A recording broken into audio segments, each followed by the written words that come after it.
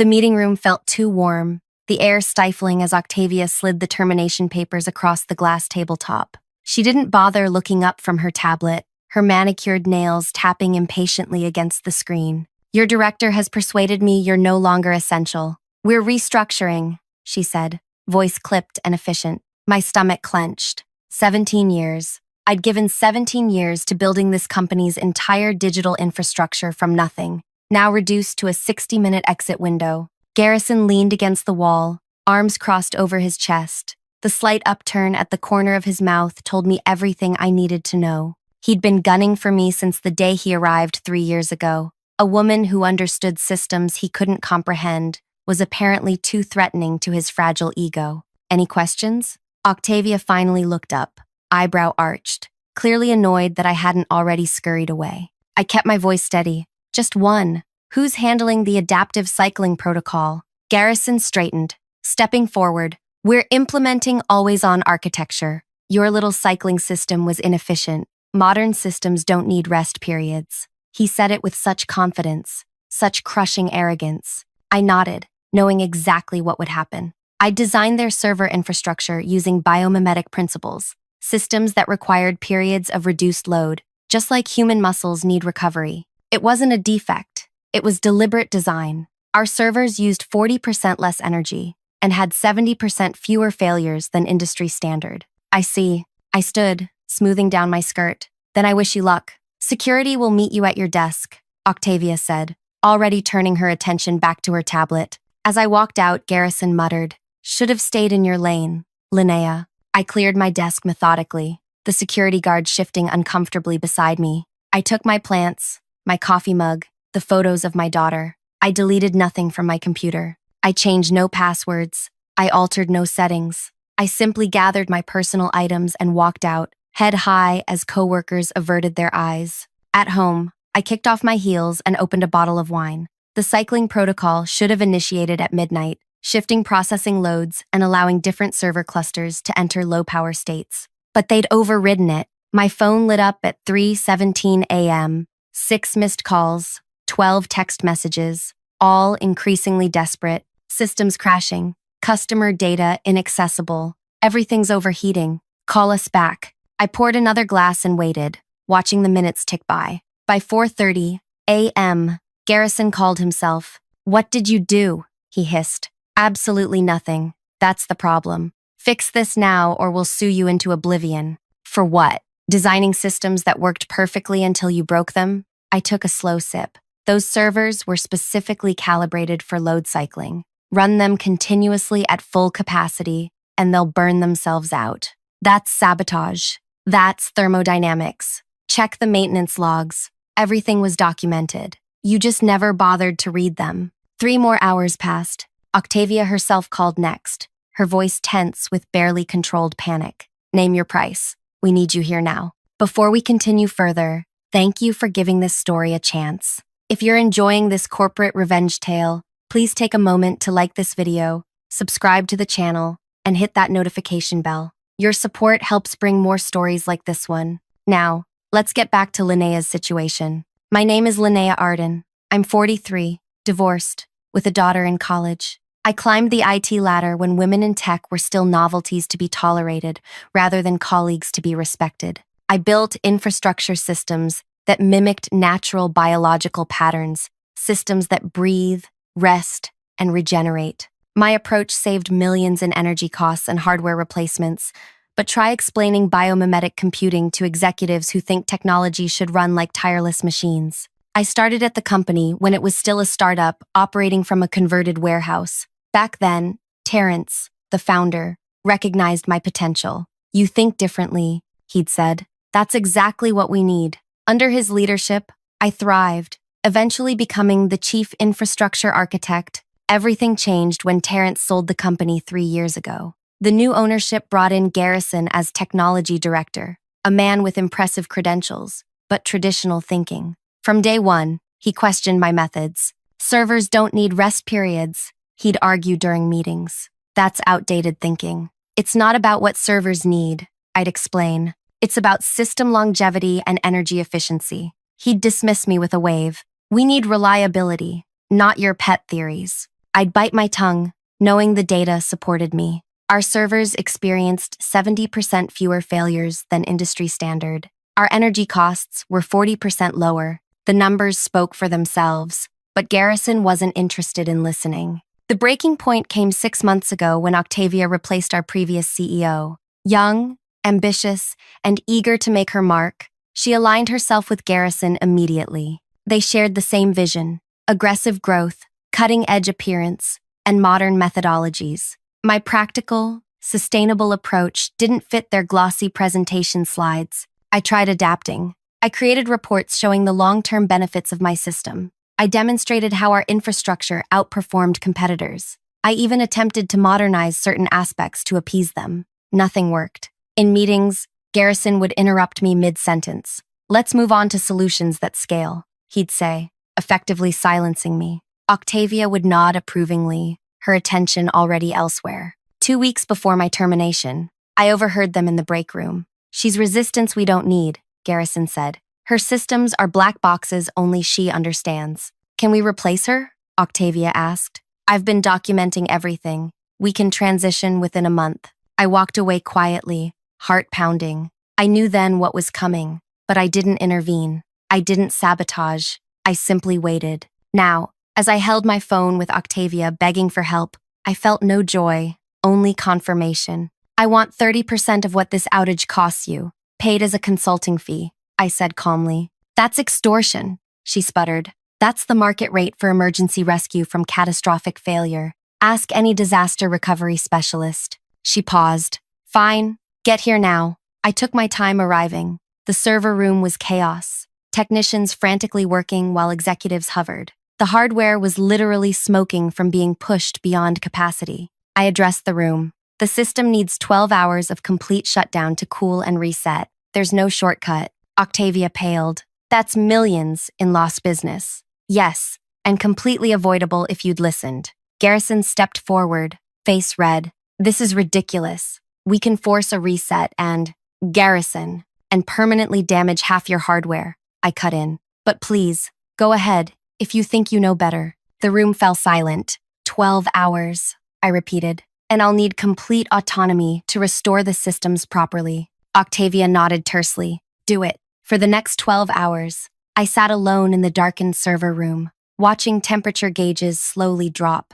I used the time to document everything: the override commands Garrison had implemented, the warnings he'd ignored, the alerts that had been dismissed. I compiled it all, meticulously. When the time came to restart the systems, I did so gradually, implementing the proper cycling protocols. As servers came back online, relief spread throughout the company. By morning, everything was functioning normally. I was escorted to Octavia's office, where Garrison sat, tight-lipped and silent. "The systems are stable," I reported. "But there's something you should know." What I revealed next would change everything, not just for me, but for the entire company. The house of cards Garrison had built was about to come crashing down, and I had positioned myself perfectly to emerge from the rubble stronger than ever. But as I opened my mouth to continue, a notification pinged on Octavia's computer. Her face drained of color as she read it. "We have another problem," she whispered. Octavia turned her screen toward me. Customer complaints were flooding in, not just about the outage, but about corrupted data. Some transactions from the past week were showing errors. Others were missing entirely. "This wasn't part of the server overheating," she said accusingly. "No, it wasn't." I set down my coffee. "This is the cascade effect I warned about in my quarterly report last spring. When you force continuous processing without proper cycling, data integrity checkpoints get skipped." Garrison slammed his hand on the desk. "That's convenient, blaming your design flaws on us." "My design accounted for human error," I countered, "including the error of ignoring design specifications." The tension in the room was thick enough to choke on. Outside Octavia's glass office, employees hurried past, stealing glances. News of the catastrophe had spread through the company like wildfire. "How long to fix it?" Octavia asked, her composure cracking. "The data corruption? 3 days minimum. Some of it may be unrecoverable." Garrison stood up. "Unacceptable. I'll bring in an external team." "Who won't understand the architecture?" I interrupted. "They'll take twice as long and recover half as much." Octavia's phone rang. She glanced at the screen. eyes widening. It's Hudson, the company's largest client. She took the call on speaker, voice suddenly warm. Hudson, good morning. Is it? The man's voice was ice cold. We've lost access to our entire inventory management system. Our warehouses are at a standstill. That's millions in shipping delays. What exactly is happening, Octavia? She looked at me pleadingly. I wrote a note. I can fix their system first. 4 hours. Hudson, I understand your frustration. We experienced a system-wide failure due to, she glanced at Garrison, an implementation error. We have our lead architect working on priority restoration. Your systems will be functional within 4 hours. 4 hours is still 4 hours too many. We have contractual guarantees of 99.9% uptime. I understand. We'll discuss appropriate compensation once systems are restored. After she hung up, Octavia's professional facade crumbled. Fix Hudson's systems first. Then we'll discuss your consulting fee. I smiled politely. My fee just increased to 40%. That's absurd, Garrison exploded. Data recovery is more complex than system restoration. Different skill set, higher premium. I gathered my things. I need access to my old workstation and credentials. Give her whatever she needs, Octavia told Garrison. Working through Hudson's data issues took exactly the 4 hours I'd promised. Their systems came online first, while the rest of the company remained in various states of disarray. By that evening, I'd stabilized about 30% of the affected systems. As midnight approached, I sat alone in the server room, surrounded by the hum of equipment. The door opened, and Garrison slipped in. I know what you're doing, he said quietly. Saving your career? I didn't look up from my screen. Playing the hero after sabotaging us. I swiveled my chair to face him. That's a serious accusation. You knew the cycling system would fail if we changed it. I documented that fact in 12 different reports. Reports nobody had time to read. Reports you were paid to read, Garrison. That was literally your job. He stepped closer. I've been going through the logs. There's an authentication signature showing you accessed the system remotely last night. My heart stuttered, but I kept my expression neutral. That's my automated monitoring alert. It pings the system daily to check status. Again, documented in the system specifications. Convenient. Thorough, I corrected. Unlike your understanding of the infrastructure. He leaned down, voice low. When this is over,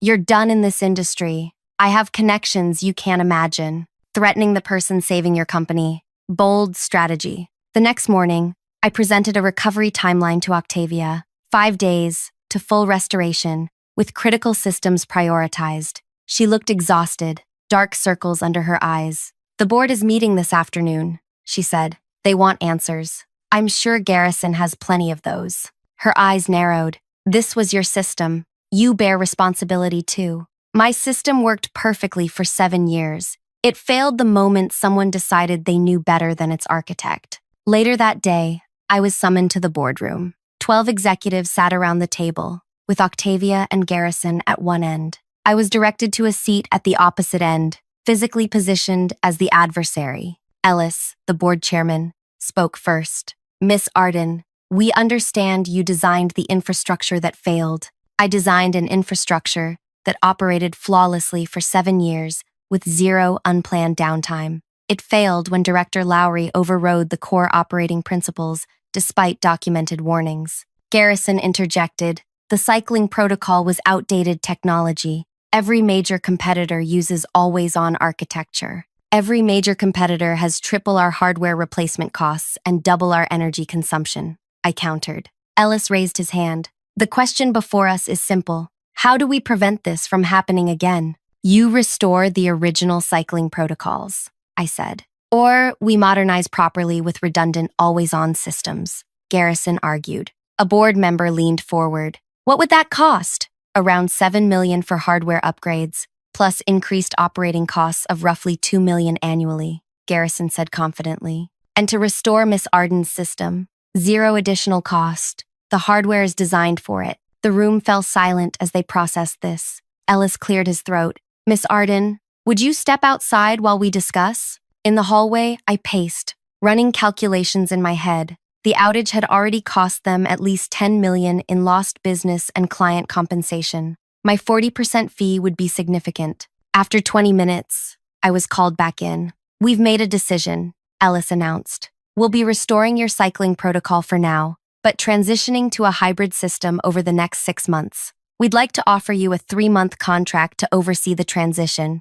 I hadn't expected that. My consulting rate is triple your previous salary, plus the fee already agreed upon for the emergency response. Ellis slid a contract across the table. We value expertise, Miss Arden, even if some failed to recognize it. Garrison's face was a storm cloud. Octavia looked resigned. I'll need to review the terms, I said, taking the contract. Of course. In the meantime, please continue the recovery efforts. Over the next 3 days, I worked around the clock. Systems came back online, one by one. Data was recovered where possible. The company limped back to operation. On the 4th day, I found Garrison in my old office, going through my archived files. Looking for something? I asked from the doorway. He jumped slightly. Research for the transition plan. Those files are outside the scope of your access permissions. I'm the technology director. Nothing is outside my scope.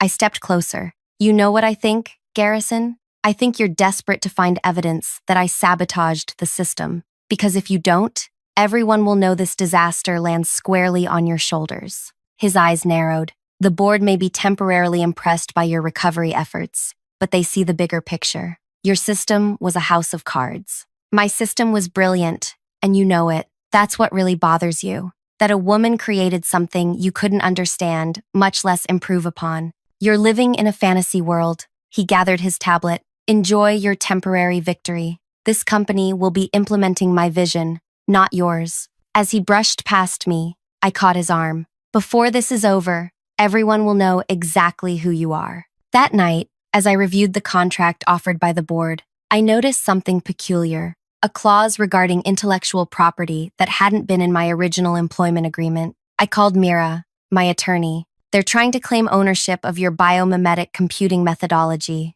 she confirmed after reviewing the document. Not just the implementation you created for them, but the entire concept. That's why they want me back. They're afraid I'll take it elsewhere. Precisely. And this transition plan they're proposing? It looks like they want you to document everything. Then they'll likely terminate you again once they have what they need. I thought about Garrison's smug face, about Octavia's cold dismissal after 17 years of service, about the board's sudden interest in my expertise now that they needed it. What if I counteroffer? I asked. With what terms? I smiled, knowing exactly what I wanted. Terms they won't be able to refuse, but will regret accepting. The next morning, I returned to the office with my revised contract and a flash drive containing something I'd discovered during the recovery process. Something that would change everything. As I waited in the lobby for my meeting with Ellis, my phone buzzed with a text from an unknown number. Check your email now. We need to talk before you meet the board.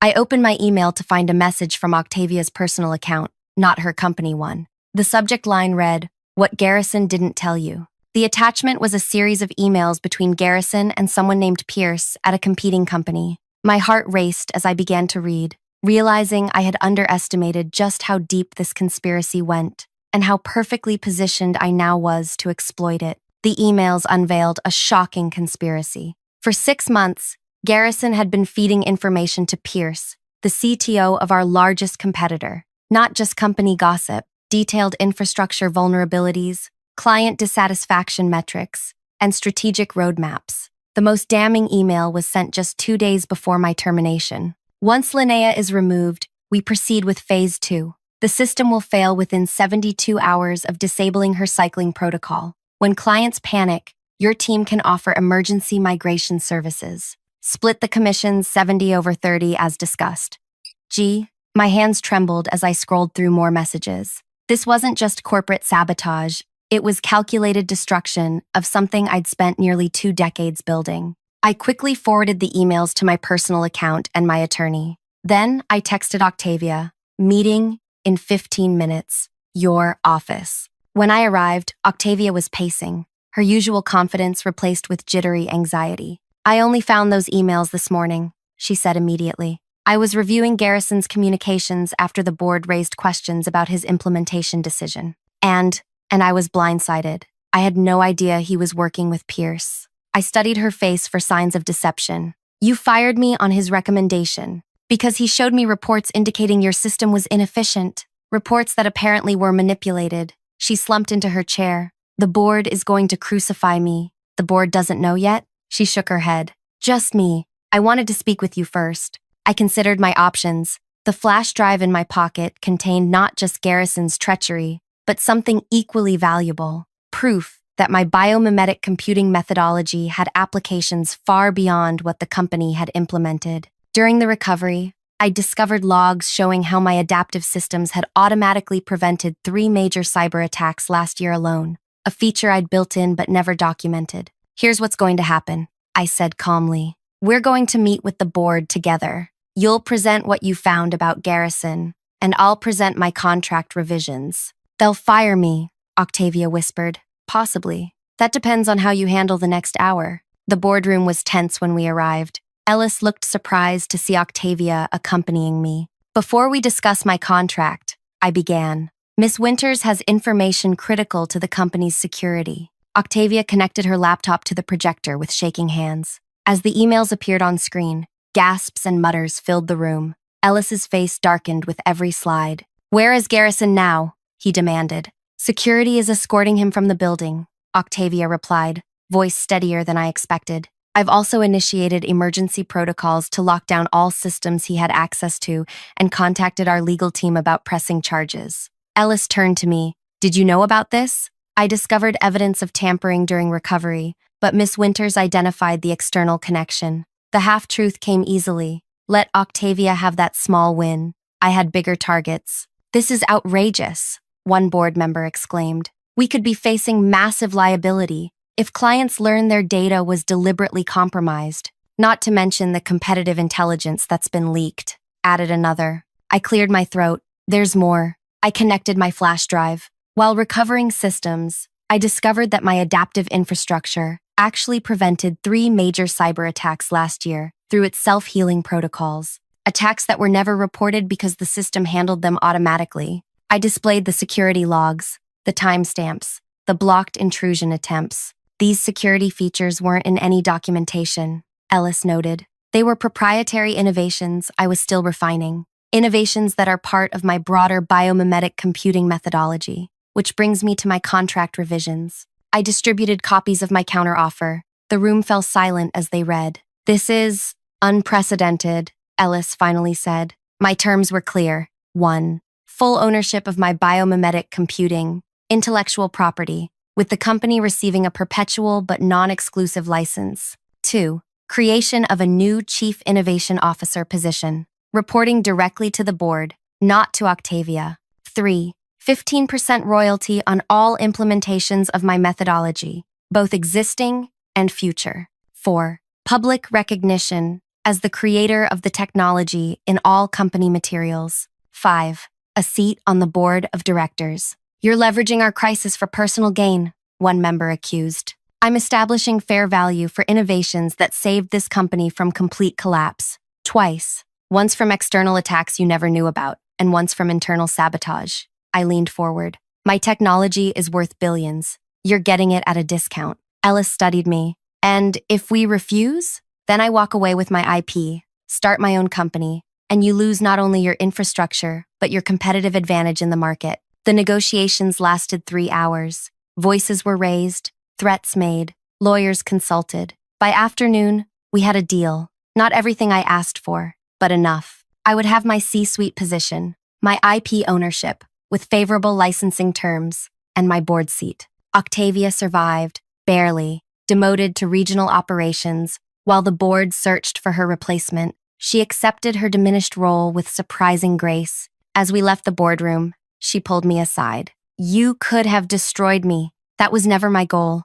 What was your goal? I smiled. Recognition, respect, the chance to build something lasting. You've certainly achieved that, she hesitated. For what it's worth, I'm sorry. I should have looked deeper before acting on Garrison's recommendations. Yes, you should have. I offered no absolution. Some bridges remain burned. The next month transformed everything. Garrison faced criminal charges for corporate espionage. Several clients who had been approached by Pierce's company during our outage came forward with their stories, strengthening the case against him. I assembled a team of brilliant engineers, who understood my vision. We expanded the biomimetic computing platform, applying its principles to new domains. The stock price soared when we announced partnerships with 3 Fortune 100 companies eager to implement our energy-efficient, self-healing infrastructure. 6 months later, I stood on stage at the National Technology Summit, accepting the Innovation Impact Award. The applause was thunderous as I approached the microphone.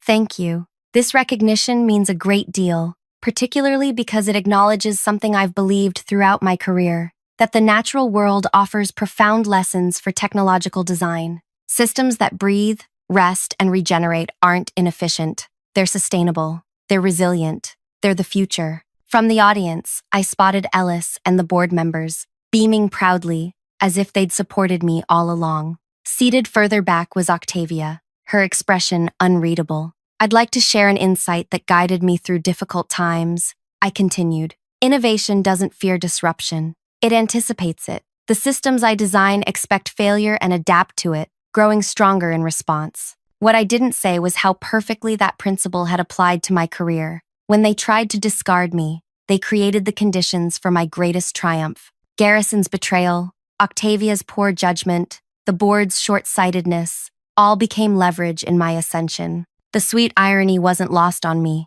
In trying to render me obsolete, they had made themselves obsolete instead. Now they worked for me, implementing my vision, executing my strategy. As I concluded my speech to resounding applause, a message appeared on my phone, an alert from the adaptive system monitoring our main competitor's public-facing web services. They were experiencing cascading failures across their network, the same competitor that had conspired with Garrison to poach our clients. I smiled, slipping the phone back into my pocket. Sometimes karma needs no assistance. Sometimes the systems we build deliver justice all on their own. If you enjoyed this tale of corporate revenge and justice served cold, please take a moment to like this video and subscribe to the channel. Share your thoughts in the comments. Have you ever witnessed someone underestimated who later proved their true value? Your engagement helps bring more stories like Linnea's to light, where intelligence and patience triumph over corporate politics and betrayal. Until next time,